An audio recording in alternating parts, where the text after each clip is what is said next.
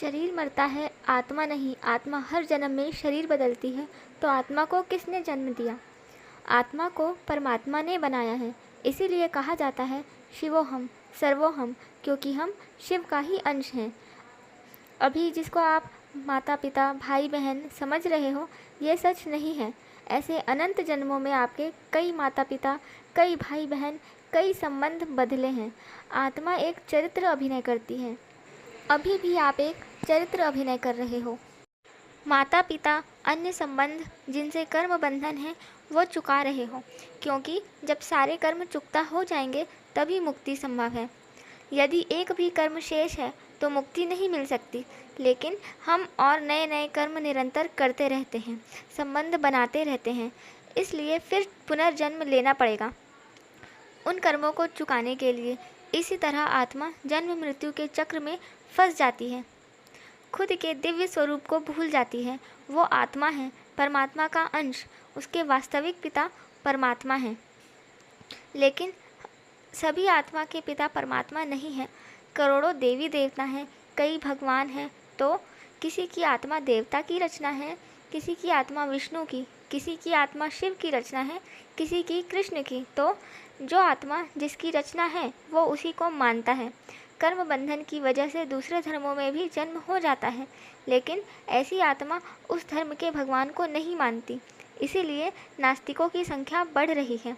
ऐसी आत्मा को जब किसी के माध्यम से उसके रचयिता यानी उसके भगवान का ज्ञान मिले तो वो उसी को मानती है। ऐसे ही लोग बाद में धर्म परिवर्तन कर लेते हैं, क्योंकि अंत में आत्मा अपने वास्तविक रचयिता के पास ही जाती है।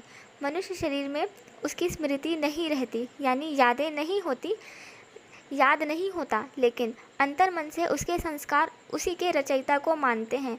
वो उसी की ओर आकर्षित होती है, उसी की ओर जाती है। इतने देवी देवता भगवान है तो सबसे ऊपर कौन? सबसे ऊपर वो परमपिता परमात्मा एक ही है। गीता में लिखा है, सर्वधर्मान परित्याज्य मामेकम शरणं व्रज। अर्थात प्रभु कह रहे हैं, तू सभी धर्मों को छोड़कर मेरी शरण में आ। यानी सबसे ऊपर परमपिता परमात्मा एक ही है, सभी धर्मों से परे है, वो परम प्रकाश है, अनंत सृष्टि का रचयिता है। तो अनंत सृष्टि में से इस ब्रह्मांड के रचयिता हैं शिव निराकार। उनकी रचना आकारी शिव, आकारी शिव की रचना शक्ति, शिव शक्ति की रचना विष्णु, विष्णु की ब्रह्मा, ब्रह्मा ने और आत्माओं की रचना की है।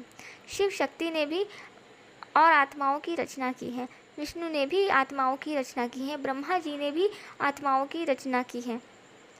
देवी देवताओं ने भी अनंत आत्माओं की रचना की है। इसीलिए कुछ लोग शिव को मानते हैं, कुछ विष्णु को, कुछ देवी देवताओं को, क्योंकि जो जिसकी रचना है वो उसी को मानता है।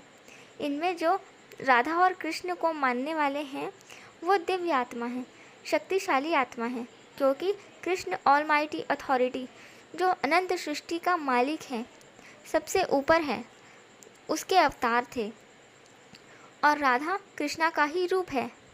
तो जो परमात्मा की तलाश में, पर ब्रह्म की तलाश में, वो दिव्य आत्माएं हैं। जिनको परमात्मा चाहिए वो दिव्य आत्माएं हैं, शक्तिशाली आत्माएं हैं। लेकिन साधारण आत्मा माया में ही अपना सुख ढूंढती है, और जो शक्तिशाली दिव्य आत्मा है वो प्रभु की तलाश करती है। तो कृष्ण ऑलमाइटी अथॉरिटी के अवतार हैं और राधा उनका ही रूप है। इसीलिए जो राधा को या कृष्ण को मानते हैं वो अल्टीमेट गॉड को ही उनमें देखते हैं, पर ब्रह्म को ही उनमें देखते हैं, इसीलिए उनको मानते हैं। लेकिन उनको याद नहीं है, उनकी स्मृति नहीं है, क्योंकि वो मनुष्य योनि में है, लेकिन अंदर से उनके संस्कार उसी को मानते हैं। आप दिव्य आत्मा हो, 33 कोटि देवी देवता वाली आत्मा हो जो मनुष्य बन चुकी है।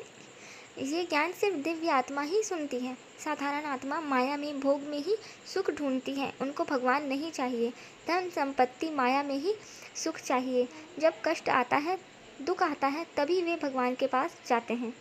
दिव्य आत्माओं, ज्ञान सुनो, आत्मस्वरूप का अभ्यास करो, कर्मयोगी जीवन बिताओ, तभी मनुष्य योनि से, धरती लोक से मुक्त होकर परमात्मा के पास जाओगे। धन्यवाद। परम शांति, परम ज्ञान दादाजी से।